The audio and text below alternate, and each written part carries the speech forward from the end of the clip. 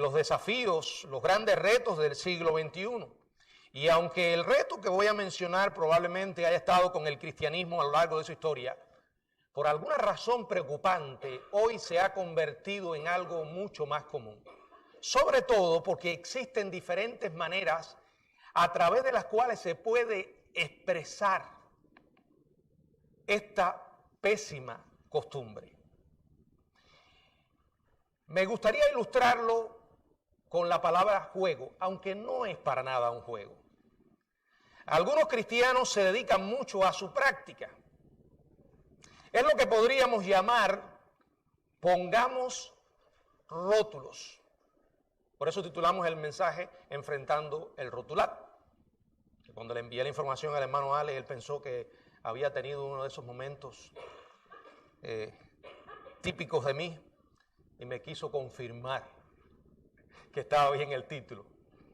Sí, enfrentando el rotular, el poner rótulos, en otras palabras, el poner etiquetas. Les voy a explicar cuáles son las reglas de este peligroso juego.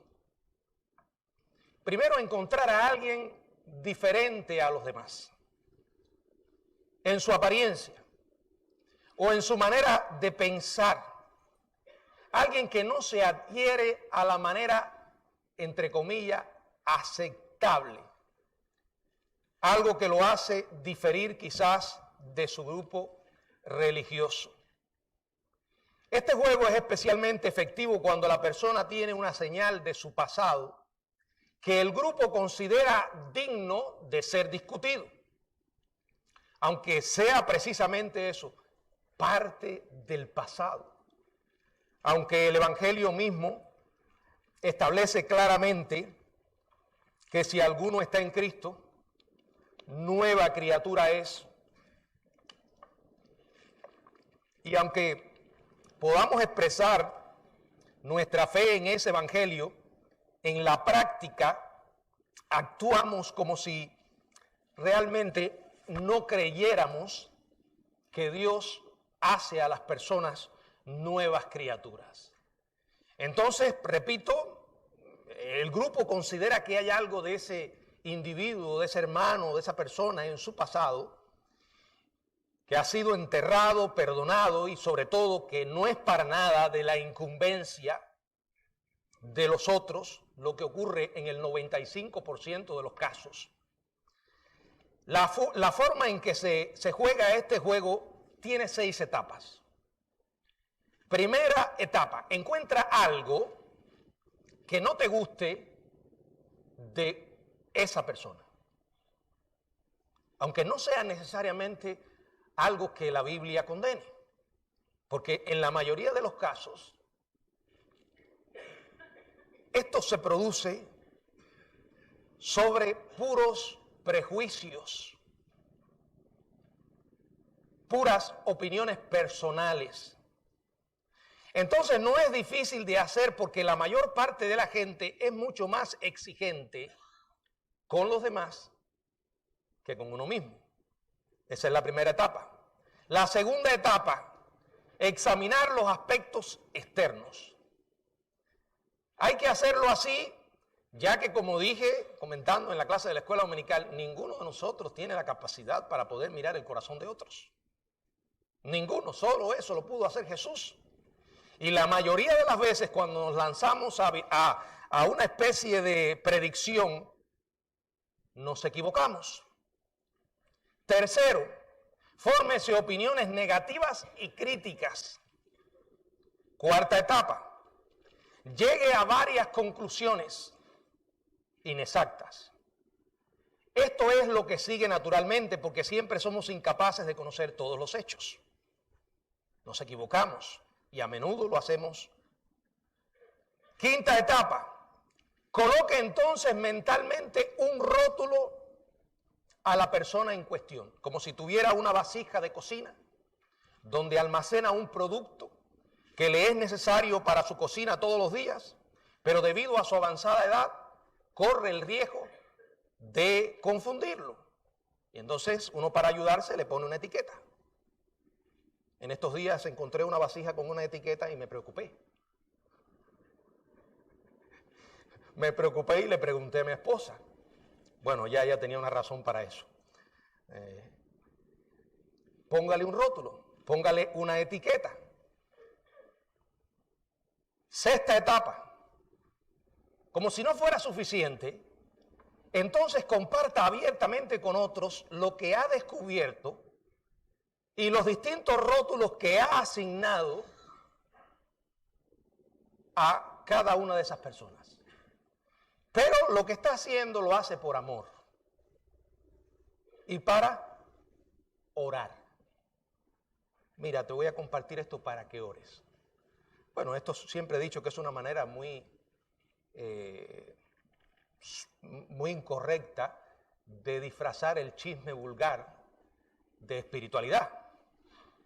De hecho, este juego no es un juego, como dije, y tiene otro nombre. Otro nombre que no es para nada atractivo ni agradable. Pero es el nombre que Jesús usó en este mensaje que forma parte del conocido Sermón del Monte. Él lo llamó juzgar. Juzgar al prójimo. En este mensaje vamos a explicar lo que se trata juzgar. Ahora, ¿por qué es tan malo? ¿Por qué Jesús reserva palabras tan fuertes para este tema? Yo sé que usted como yo hemos leído este pasaje y lo hemos hecho muchas veces. Pero es importante que percibamos la seriedad de lo que Jesús dice aquí porque los términos que emplea son fuertes. De hecho, allí aparece la palabra hipócrita. Es Dios. Y nos está revelando claramente cómo se siente Dios al respecto. ¿Por qué Jesús se refiere a esta práctica de esa manera? Bueno, se me ocurren 4 respuestas. En primer lugar, porque ninguno de nosotros conoce todos los hechos. Repito, estamos limitados. Solemos mirar la envoltura, la apariencia. ¿Y cuántas veces lanzamos opiniones en base a esa apariencia? Terminando equivocándonos vergonzosamente. Segundo, no está a nuestro alcance conocer los motivos del por qué una persona hace lo que hace.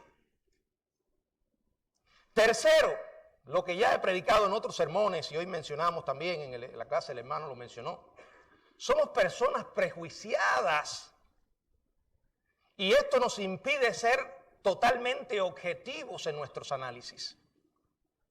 Cuarto, porque nos ponemos en una posición que no estamos en condiciones de cumplir. O sea, estamos asumiendo el peligroso papel de Dios. Por eso les decía que no es para nada un juego y que es muy, muy peligroso. En la mayoría de nosotros, cuando practicamos esto, hay tan poca conciencia de lo que estamos haciendo. A veces lo hacemos tantas veces que ya es prácticamente natural. Se nos da cuenta de que tenemos limitaciones. Nos olvidamos las cosas que dice Jesús. Como estás midiendo a otro, te van a medir. Como juzgas, serás juzgado. Creemos que sabemos más de lo que en realidad sabemos. Y por eso nuestra acción de juzgar continúa como un hábito. Quiero que prestemos especial atención a este oportuno e importante consejo de Jesús. Y lo he decidido traer en esta serie de mensajes porque, repito, muchas veces se convierte en algo tan común que nos inhibe, nos paraliza para hacer lo que Dios nos ha mandado.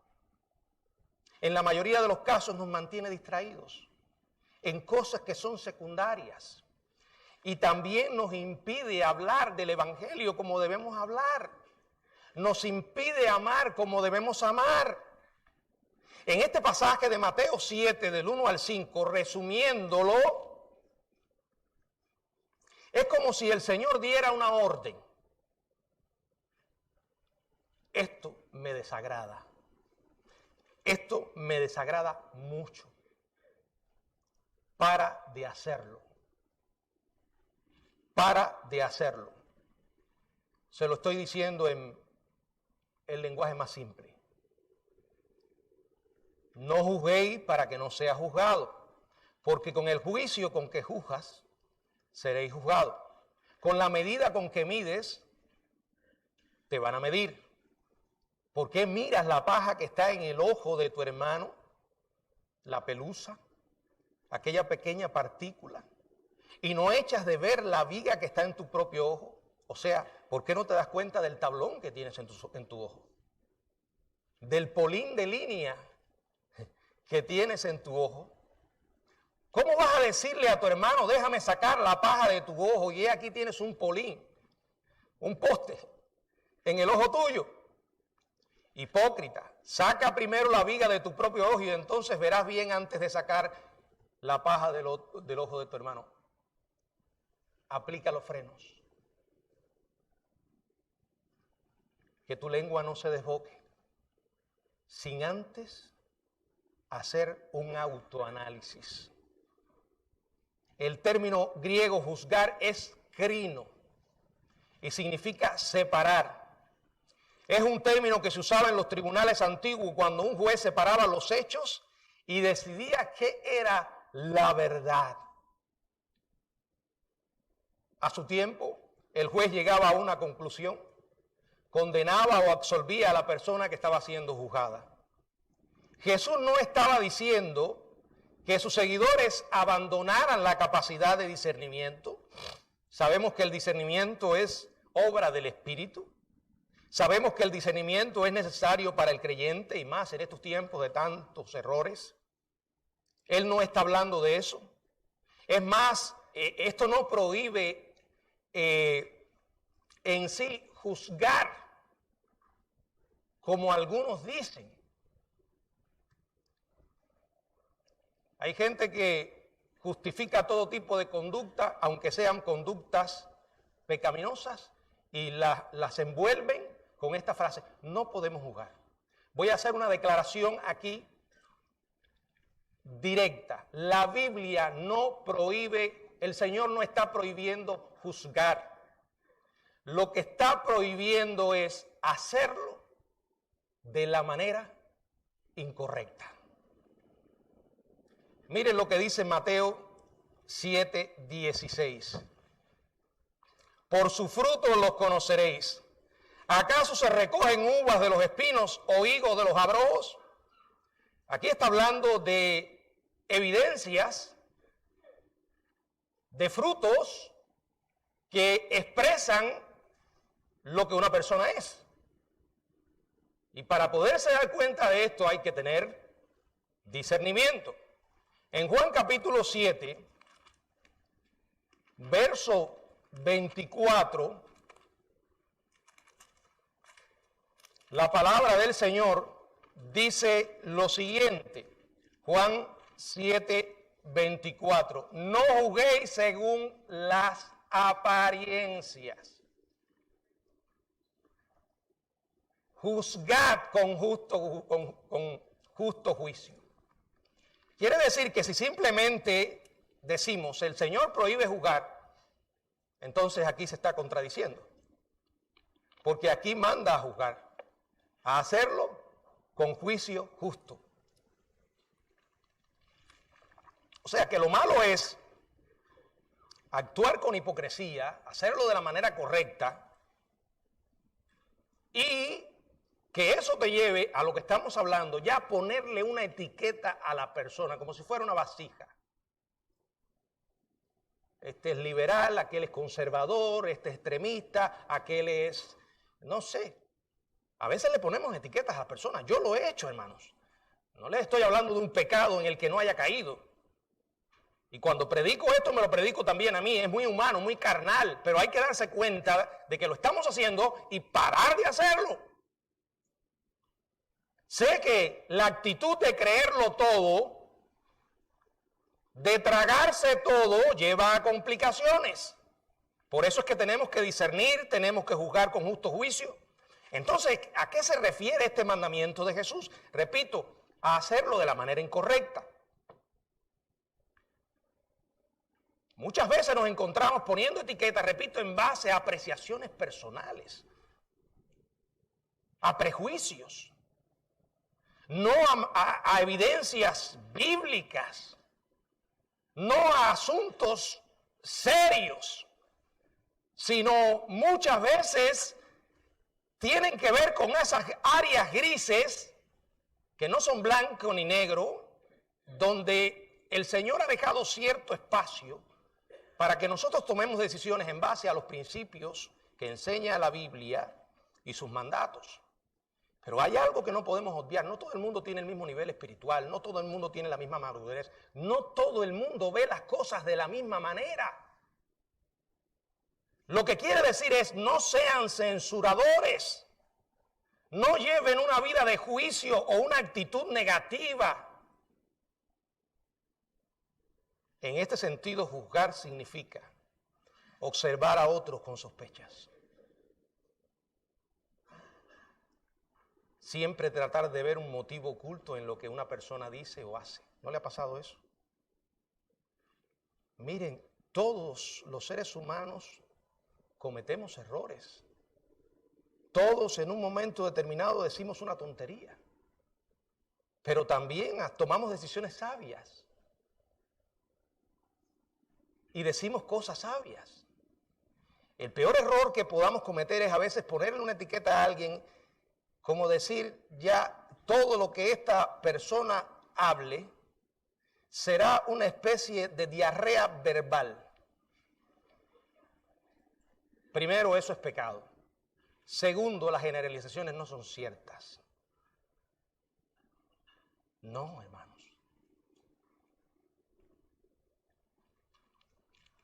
Juzgar significa encontrar pequeñas faltas. No se dan cuenta. ¿Por qué están mirando la paja? Es lo que dice el Señor. Pero es que hay una paja, Señor. Sí, yo sé que hay una paja.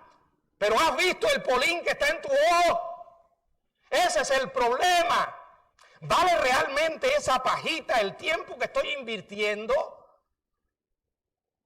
¿Vale realmente esa pajita la actitud que estoy asumiendo? ¿El daño que estoy haciendo vale realmente esa paja? Mientras que yo tengo un polín. Eso es lo que dice el Señor. Nunca voy a olvidar las palabras de Swindoll. Dice él que en los años que lleva del Señor y en el ministerio cada vez se confirma más que son muy pocas las cosas por las que vale la pena echar una pelea. Dice él, se ha dado cuenta, y una de esas, o la razón, es la palabra de Dios. Fuera de eso, sacar a la luz debilidades o fracasos periódicos, cultivar un espíritu destructivo y condenador. Repito, hay momentos en los que el diablo de alguna manera nos bombardea con pensamientos de una manera persistente. Me ha pasado a veces que estoy pensando algo incorrecto sobre alguien. Y pronto el Señor me lo ha confirmado. Y lo primero que he hecho, Señor, gracias porque me callé la boca. Asumir una actitud o una posición de autoridad sobre otro.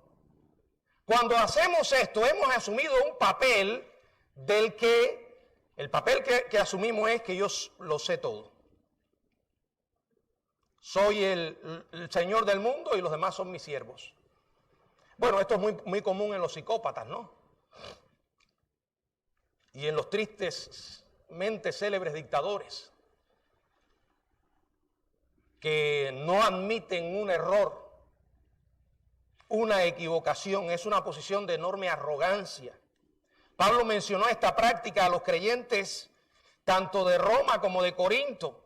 En Romanos capítulo 14, verso 4, dice la palabra: ¿tú quién eres que juzgas al criado ajeno? Para su propio Señor está en pie o cae, pero estará firme porque poderoso es el Señor para hacerle estar firme. Verso del 10, pero tú, ¿por qué juzgas a tu hermano? O tú también, ¿por qué menosprecias a tu hermano?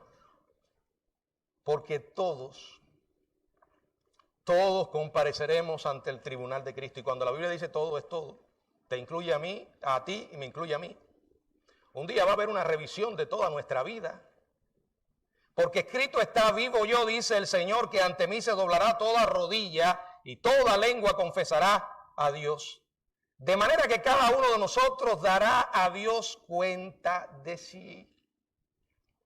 Así que ya no nos juzguemos más los unos a los otros, sino más bien decidid no poner tropiezo u ocasión de caer al hermano. Es una persona sabia la que autoanaliza su vida y las consecuencias de sus decisiones. Primera a los Corintios 4, versos 4 y 5, porque aunque de nada tengo mala conciencia, no por eso soy justificado. El que me juzga es el Señor. Así que no juzguéis nada antes de tiempo, antes que venga el Señor, el cual aclarará también las intenciones de los corazones, lo oculto de las tinieblas, y manifestará las intenciones de los corazones, y entonces cada uno recibirá su alabanza del Señor. Ningún ser humano, por dotado que parezca o crea, ningún ser humano, por influyente que sea, puede asemejarse al Dios Todopoderoso en su omnisciencia y en su discernimiento. La capacidad para leer el corazón ajeno es algo que solo Dios puede hacerlo. Solo Él. Y cuando actuamos en ese papel, cuando asumimos una prerrogativa reservada para el divino juez, estamos jugando a algo más que poner rótulos. Estamos jugando a ser Dios. Pero la persona que tiene una actitud arrogante y obstinada se vuelve un maestro de las excusas. Por ejemplo, he oído a algunas personas que justifican su actitud enjuiciadora y la racionalizan con esta frase: yo no estoy juzgando, yo estoy mirando el fruto.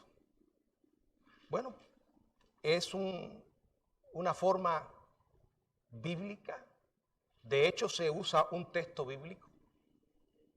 Pero ¿de verdad estás haciendo eso? ¿O literalmente estás haciendo lo que Dios te dijo que no hicieras? ¿Has cruzado la línea? Y créanme, esa línea se puede cruzar fácilmente. El poner rótulo es una actitud inspirada por el ego, por el orgullo. Ahora, para demostrar lo ridículo que es actuar de esta manera, sin considerar que en nuestra propia vida pueden haber errores, Jesús emplea la ilustración que, aunque dije, emplea palabras muy serias, digamos muy fuertes, no deja de expresar cierto grado de hilaridad. Vaya, como que nos puede sacar una especie de sonrisa cuando el Señor hace esta comparación deliberadamente absurda y jocosa. O sea, Él hace esta comparación, esta analogía entre la paja y la viga para que nos demos cuenta del gran problema. Verso del 3 al 5. ¿Y por qué miras la paja que está en el ojo de tu hermano y no echas de ver la viga que está en tu propio ojo? ¿O cómo dirás a tu hermano, déjame sacar la paja de tu ojo y he aquí la viga en el ojo tuyo? Hipócrita, saca primero la viga de tu propio ojo y entonces verás bien para sacar la paja del ojo de tu hermano. O sea, si lo haces, si decides juzgar, como decíamos, separar y emitir juicio, lo estás haciendo medio ciego, estás ciego. Bueno, aquí gracias a Dios no hay que escoger el arroz, ¿verdad? Esa es una de las grandes bendiciones que recibieron las mujeres cubanas. al llegar aquí. Pero imagínense que usted está escogiendo arroz con los ojos cerrados o sin lentes. ¿Se da cuenta? He aquí un individuo inflado con arrogancia, con una viga que sale de su propio ojo y lo ignora por completo, que se acerca al otro y se dedica a hacerle una inspección de pajas. Por eso ya nos damos cuenta, y no es sorprendente que Jesús haya usado palabras tan fuertes, al punto que llega a emplear la palabra hipócrita. Entendamos el punto del Señor, pero no lo leamos mal. No está diciendo que está mal ayudar a alguien a que se ocupe de su paja que necesita ser atendida. Lo que es hipócrita es hacerlo negando que tenemos una o más vigas en nuestra propia vida. Y aún así, decididamente, lo vamos a hacer.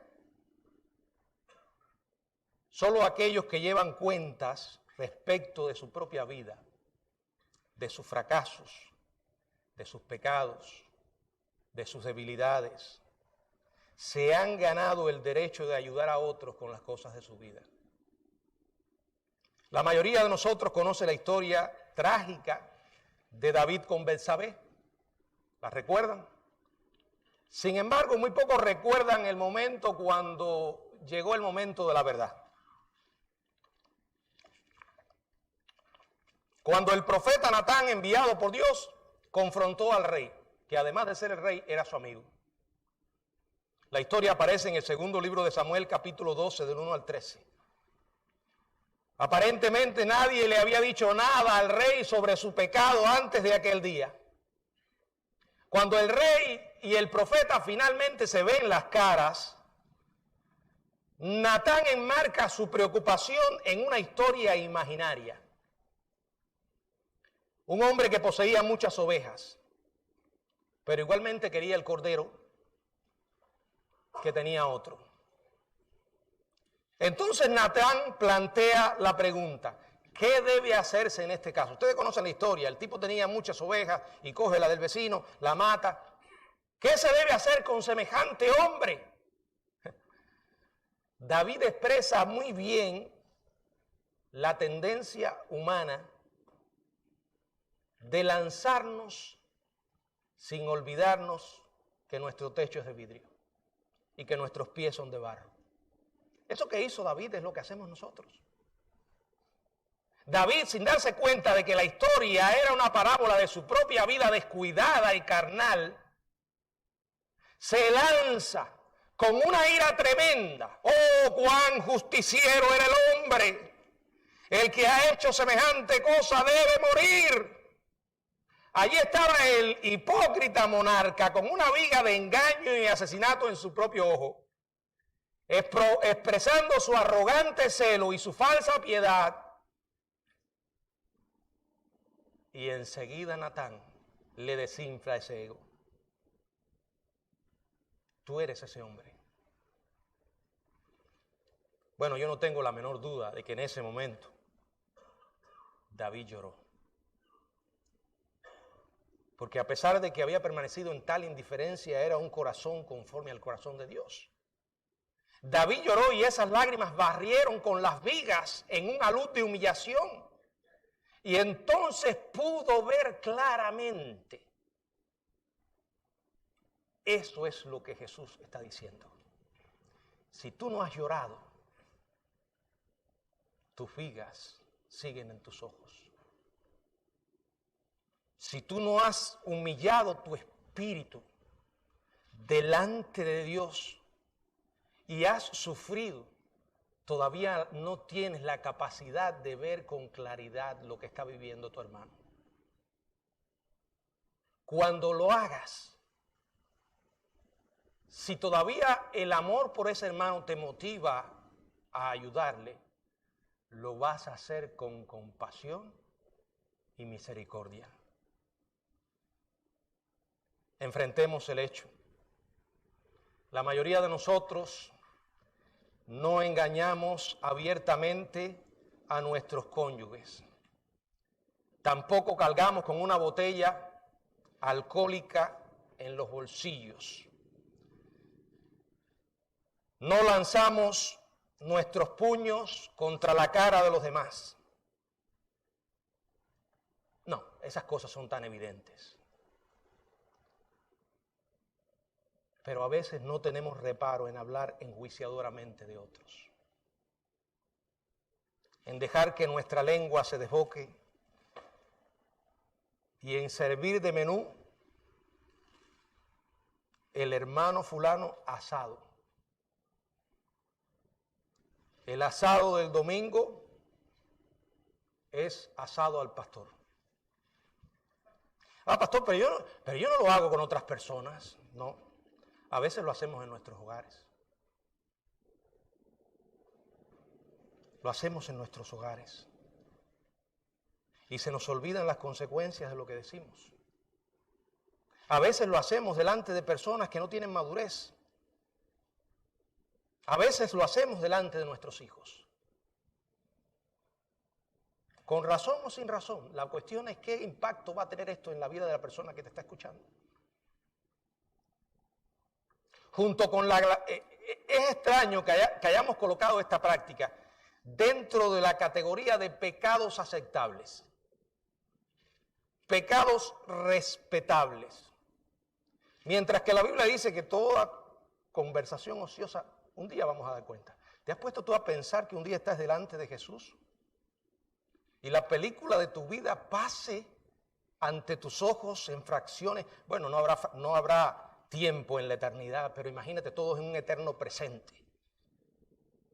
Y allí delante del Señor, con la presencia visible del Señor Jesucristo, estás viendo aquella escena en la que te lanzaste a decir todo tipo de cosas de tu propio hermano. Esto yo lo he pensado muchas veces. Y solo hay una cosa que puedo hacer. Y la he hecho. Y la sigo haciendo. Señor, perdóname. Perdóname, Padre, no debía haberlo hecho. Ayúdame a no hacerlo más. Ayúdame a desprenderme de esa mala costumbre. Quiero que leamos Santiago capítulo 3, verso 9 y verso 10. Santiago capítulo 3, verso 9 y verso 10. Con ella, ¿de qué está hablando aquí? Con ella bendecimos al Dios y Padre el domingo. Aquí estoy insertando comentarios según la versión Miguel Torres. Con ellas bendecimos al Dios y Padre. O sea, el domingo decimos aleluya, gloria a Dios, te amo, Señor. Y con esa misma lengua maldecimos a los hombres que están hechos a imagen de Dios. De la misma boca proceden bendición y maldición. Hermanos míos, esto no debe ser así. Santiago capítulo 4, verso 11 y verso 2. Hermanos, no murmuréis unos contra otros. El que murmura del hermano, y aquí lo asocia, porque están casi al mismo nivel, y juzga a su hermano, murmura de la ley y juzga a la ley. Pero si tú juzgas a la ley, no eres hacedor de la ley, sino juez. Juez. Uno solo es el dador de la ley que puede salvar y perder, pero tú, ¿quién eres para que juzgues a otro? El hecho es que quizás, si Dios quiere usarnos para ayudar a la vida de otra persona, si Dios quiere usarnos para sacar la paja del ojo de nuestro hermano, debemos hacerlo correctamente. ¿Y cómo podemos hacerlo correctamente? Primero, asegurarnos de la motivación que nos impulsa. La motivación correcta. Segundo, con las palabras correctas. Tercero, en el lugar correcto. Una persona que quiere ayudar a otro no lo sabotea en público. le dice las cosas en público. Eso es una evidencia muy pobre de amor. Busca el momento correcto. Repito, con la motivación correcta, las palabras correctas, en el lugar correcto. Esas tres cosas las tenía Natán cuando fue a hablar con David. Aparte de eso, otros aspectos. Primero, estar seguro de que nuestras manos y corazón están limpios. No se le ocurra tratar de ayudar a alguien en un área en la que usted está mal. No lo haga. Ahí no hay, no, si tú no has arreglado esa área de tu vida, no lo hagas. Si tú no te has arrepentido de lo que estás haciendo, ¿cómo te atreves a hacer eso? Segundo, un amor práctico. Y ese amor nunca va a perder la capacidad de decir las cosas con gracia. Miren, acuérdense que estamos tratando un tema delicado. Jesús está hablando de los ojos, ¿verdad? Fíjense que no estamos hablando de piedra en el zapato. Cuando usted tiene una piedra en el zapato, se quita el zapato y sale la piedra. Eso ha pasado muchas veces. Se resuelve Estamos hablando de algo en el ojo. Y quien le ha caído una basura en el ojo sabe que es muy delicado. Incómodo. Tienes que ir a un especialista. Yo recuerdo en Cuba que muchas veces terminaba, cuando íbamos a los retiros de Yumurí, en el campamento bautista, teníamos que ir en un tren lechero, le decían así, era un armatoste que todavía se movía, y ahí íbamos como sardina en lata, y cuando esos equipos del siglo pasado frenaban, expulsaban una especie de limaya, se dice así, ¿no? Bueno, de pronto yo empezaba a tener en mis ojos una incomodidad. Cuando miraba veía un punto negro. Otras veces resolví echándome agua. Yo sabía ya cuando tenía el punto negro que tenía que ir a Matanza, al hospital. Y allí llegaba, me echaban unas gotas y un experto con una aguja, me desprendía la limaya. Estamos hablando de pajas en el ojo. ¿Qué quiere decir esto? Que no se puede perder la gracia. Hay que ser muy cuidadoso. ¿Qué dice Gálatas capítulo 6? Verso del 1 al 2. Hijos, obedeced en el Señor.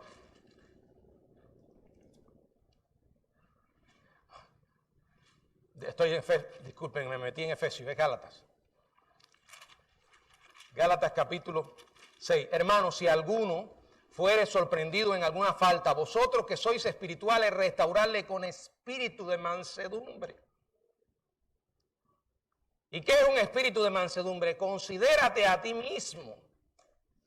No sea que tú también seas tentado. Sobrellevar los unos las cargas de los otros y así cumplir la ley de Cristo. Qué maravilla que el Señor diga eso. Sobrellevar los unos las cargas de los otros. Esto nos recuerda que nosotros tenemos que soportar a otros, pero otros no tienen que soportar a nosotros. Tercero, debemos recordar que estamos tratando con miembros de la familia espiritual. Bueno, la familia material, física, la cuidamos. De hecho, con toda honestidad, no nos gusta que nos hablen de nuestros familiares.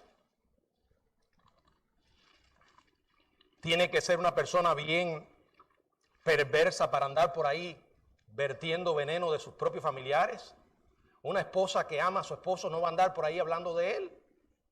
Un esposo que ama a su esposa la va a cuidar. No va a andar por ahí hablando de su esposa.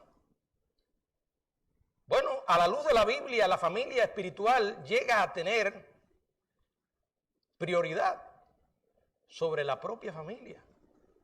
Lo dijo Jesús, tu madre y tus hermanos están afuera. ¿Quiénes son mi madre y mis hermanos? los que hacen la voluntad de mi Padre. Y cuando recordamos que estamos tratando con miembros de la familia, con nuestros propios hermanos y hermanas, eso cambia la perspectiva. Miren, las personas tienen bastante gente que los condena, que los juzga, que los cataloga. Es necesario la honestidad mezclada con la amabilidad y la compasión. Muy pocos conocen el nivel de lucha que una persona pueda estar experimentando en algún momento. Muy pocos conocen plenamente la potencia de las tentaciones ajenas. Por ejemplo, los que tienen un temperamento suave no pueden entender las luchas de la gente que tiene un temperamento ardiente y cuyas pasiones son controladas a duras penas. Aquellos que han vivido en un mundo protegido y seguro difícilmente pueden imaginar las duras realidades de la vida en la calle. Aquellos que han sido bendecidos con padres amorosos, sabios, fieles, no saben nada de las tentaciones y luchas que soportan aquellos que vienen de hogares destruidos, abusivos, quebrados por la crueldad, el crimen y el odio. Entonces, apelemos al corazón, apliquemos algo de gracia, corrección con abundante gracia. Los que esperan ministrar profundamente en la vida de otras personas deben controlar ese mal hábito. Pongamos rótulos.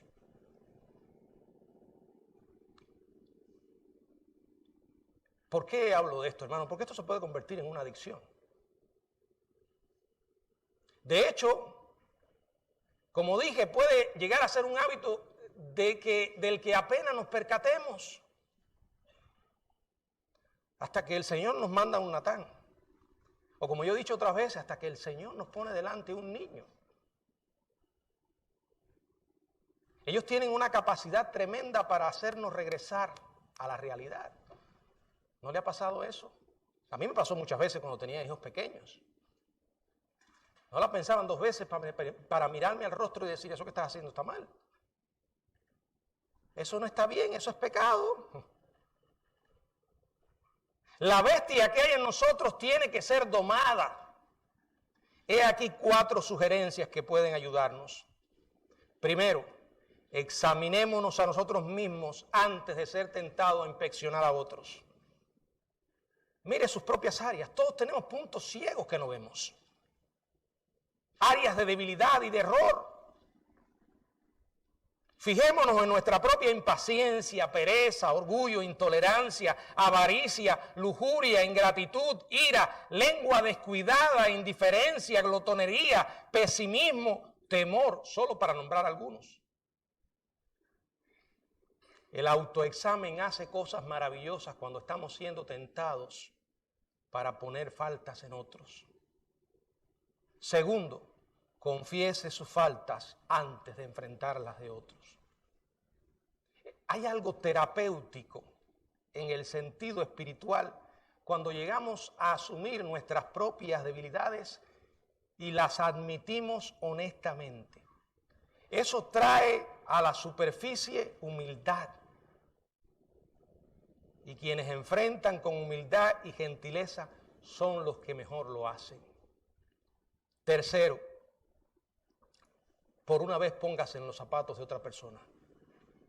Intente entender sus luchas. Eso va a hacer que seamos antes más pacientes y amables que duros y condenadores. ¿Quiere una táctica que ayuda? Comience por casa. Si usted puede resolver allí la tensión entre la viga y la paja, está calificado para hacerlo en cualquier parte. Comience por las personas que tiene más cerca. Aquellos que le conocen como realmente es. Cuarto, recuerde que la meta es la restauración y no la reprobación. El objetivo es disminuir la carga, no aumentarla. Ayudar no destruir.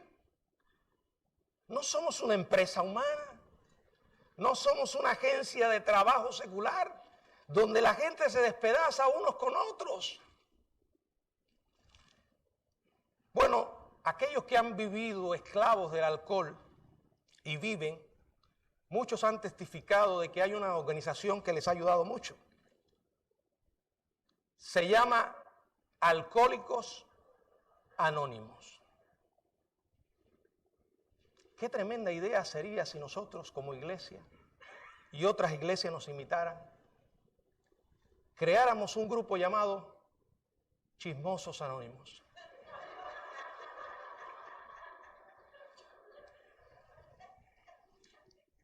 Donde todos los que nos reunamos seamos personas que nos hemos curado de esa enfermedad para ayudar a que otros lo hagan. Sería un buen lugar para que la gente vaya cuando no puede controlar su deseo de hablar, su deseo ansioso de juzgar, de poner rótulos a aquellos a quienes critican. Bueno, lamentablemente hasta ahora no he escuchado de ninguna iglesia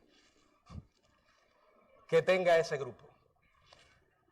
Y si la tienen, o si se les ocurre crearlo, dudo que alguno quiera pertenecer. Entonces, el mal sigue. Los jueces autodesignados continúan en libertad, creyendo que lo que están haciendo escapará impunemente,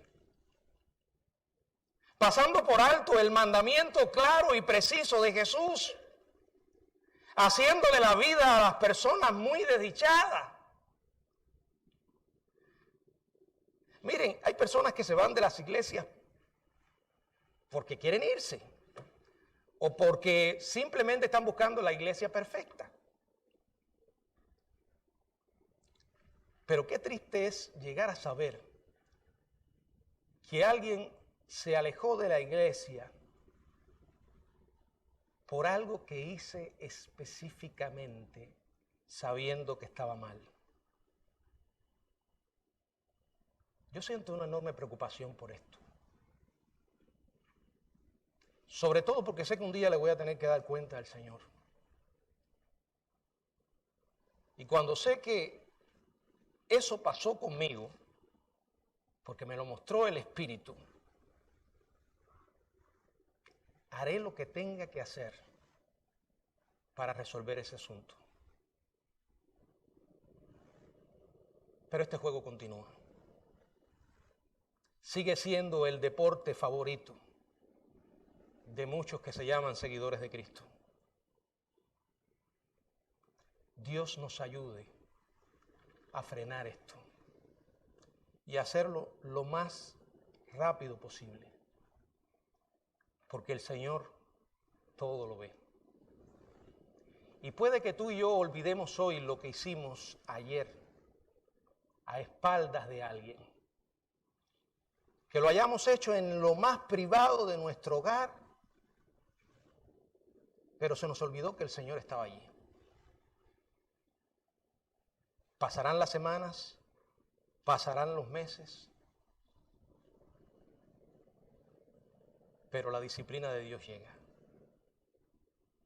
De pronto el escenario nos cambia y a veces nos vemos en la misma situación de alguien a quien criticamos.